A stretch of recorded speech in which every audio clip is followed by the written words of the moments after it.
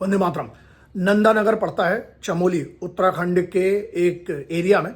वहां पर इस नंदानगर में यह हुआ कि एक 25 साल का लड़का था जिसने एक आरोप लगाया, जिस पे एफआईआर हुई है। अभी पुलिस ने एफआईआर की है और वो ये है कि एक हिंदू लड़की को एक मुस्लिम लड़के ने आरिफ नाम के एक ऑब्सीन जो था कोई जेस्चर किया, उसके कारण वहां पर 14 साल की जो बच्ची थी उसके फादर ने एक एफआईआर की। सिर्फ 2 से 3 चीजें मैं रखना चाहता हूं और उसके बाद वहां की जो पब्लिक है उसने वहां पर जो उनकी 15-20 दुकानें जो मुस्लिम लोग वहां पर चलाते हैं उसकी तोड़फोड़ हुई है। तो इसमें से 3 पॉइंट मेरी तरफ से जो मैं हमेशा कहता हूं, आगे भी कहता रहूंगा। पहली बात तो यह है, क्रिमिनल को क्रिमिनल जैसा ही लीजिए। बिल्कुल सीधी सी बात है। मुस्लिम हो, हिंदू हो, सिख हो, ईसाई हो, कोई भी हो, अगर किसी ने क्राइम, इसीलिए जब बात होती है ना, एक राष्ट्र एक कानून सबके लिए बराबर होना चाहिए। और यहां पर अगर इस लौंडे ने यह हरकत की है तो पुलिस इसको पकड़ नहीं पाई है अभी तक। तो जैसा ये है कि 12-13 घंटे पहले की न्यूज है मेरे पास अभी। जब मैं तभी रिएक्ट करता हूं जब मेरे पास जानकारी आती है। अगर लोगों को ये लगता है कि कुछ चीजों पे मैं रिएक्ट नहीं कर पाता हूं, जैसे मैं अगला वीडियो एक करने वाला हूं कि मुझे अभी मालूम हुआ, ये बात मुझे पता नहीं थी, ये अभी मालूम हुआ है कि जन्माष्टमी के दिन जो हैदराबाद में एक कांड हुआ था, 4 से 5 मंदिरों पर जो एक हमला हुआ है वहां पर, उस पर मैं बात करूंगा। लेकिन अभी ये जो उत्तराखंड में हुआ है, तो यहां पर जिम्मेदारी तो देखो किसी ना किसी को लेना पड़ेगी ना। कम्युनिटी के बीच में अगर ये चीज कोई एक लौंडे ने की है, एक लड़के ने अगर ये हरकत की है, तो सबसे पहले तो मैं हमेशा कहता हूं कि कम्युनिटी को, उस खुद कम्युनिटी को, उन मुस्लिम्स को भी इसका विरोध करना पड़ेगा। और अगर आप नहीं कर रहे हो तो ये बात ध्यान रखिएगा, आप एक क्रिमिनल पाल रहे हो अपने पास। और यही चीज जब हिंदुओं की तरफ से कोई होता है तो वहां पर भी, जैसे अभी किसी ने एक मुझे क्लिप भेजी कि कोई बीजेपी आईटी सेल वाले कुछ लड़के थे जिनको बीएचयू में पकड़ा गया था, वो रिलीज हुए हैं, किसी वो जमानत हुई है, क्या हुआ है। सीधी सी बात याद रखना, अब चाहे वो हिंदू हो, चाहे मुस्लिम हो, चाहे सिख हो, चाहे ईसाई हो, क्लियर कर लो यार आप लोग। मालूम इतना कंफ्यूजन क्यों है? ये मेरा 2 नंबर का पॉइंट है। अगर हमारे ही कोई, हमारी जात का, हमारे धर्म का, संप्रदाय का अगर कोई आदमी गलत करता है तो क्यों नहीं विरोध की औकात इकट्ठी कर पा रहे हो? गलत तो गलत रहेगा ना।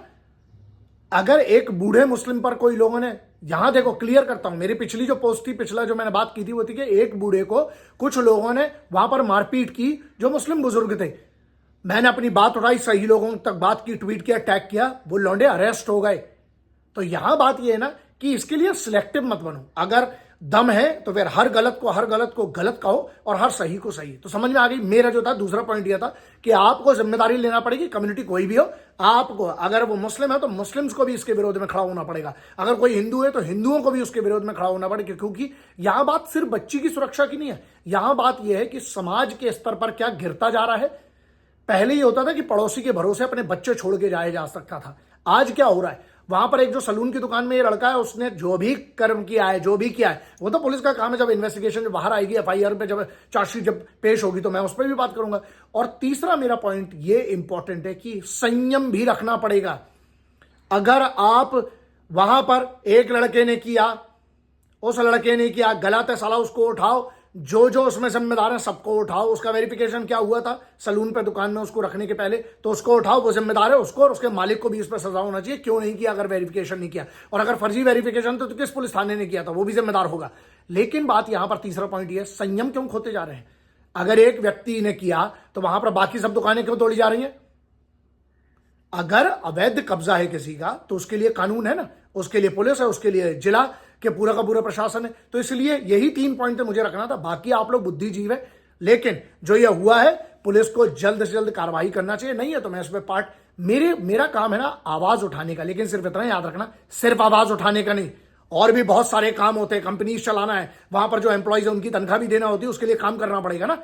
जो हमारे पास इतने सारे सैकड़ों बच्चे जो काम करते हैं, उसके अलावा जो बाकी सारे टास्क होते हैं, सिर्फ वीडियो बनाने का मेरा काम नहीं है। तो जो लोग बिल्कुल कमेंट में लिखने लगते हैं सर इस पे भी रिएक्ट करो, उस पर, सुनो बे, तुम्हारे बाप के नौकर नहीं है। हमको जब समय मिलेगा हम रिएक्ट करेंगे। और हर बात पर बगैर रिसर्च के रिएक्ट नहीं किया जाता है कि पागलों जैसा किसी भी बात पे चिल्लाने लगो, नहीं। तो ये मेरी जिम्मेदारी है, मैं अपनी बात रखा हूं। दूसरी चीज, जितने लोगों को तुम फॉलो करते हो सबके कमेंट में जाके तुम लोग लिखते हो, कोई करता भी है रिएक्ट बे? अगर हम कर रहे हैं, बात अपनी रख रहे हैं, तो इसलिए साथ में है तुम्हारे। और सबसे पहले मैं राष्ट्र के साथ हूं, किसी और के साथ नहीं हूं। समझ में आ गया ये बात? तो थोड़ा ध्यान रखा करो, एकदम से कमेंट में आके और मैसेजेस में मत डाला करो। जब मुझे जानकारी दो मुझे, ठीक है? मुझे सलाह देने का अधिकार आपको है। आदेश तुम्हारे बाप की, तुम्हारे खानदान की औकात नहीं है बे आदेश देने की हमें। आप यार इस पे करो, उस पे करो, क्यों करे बे? मेरी मर्जी, जिस पे करना होगा करूंगा, नहीं करना नहीं करूंगा। जब समय मिलेगा अपने व्यस्ततम रूटीन में से तब मैं अपनी बात रखूंगा, ठीक है। ध्यान रखिएगा, इस वाले मुद्दे पे मैंने रखा आज 4 से 5 बड़े मुद्दे जिस पे मुझे बात करना, बात करूंगा अपने हिसाब से जब जब बीच में समय मिलता है। जय हिंद, वंदे मातरम, इनकलाब जिंदाबाद, भारत माता की जय।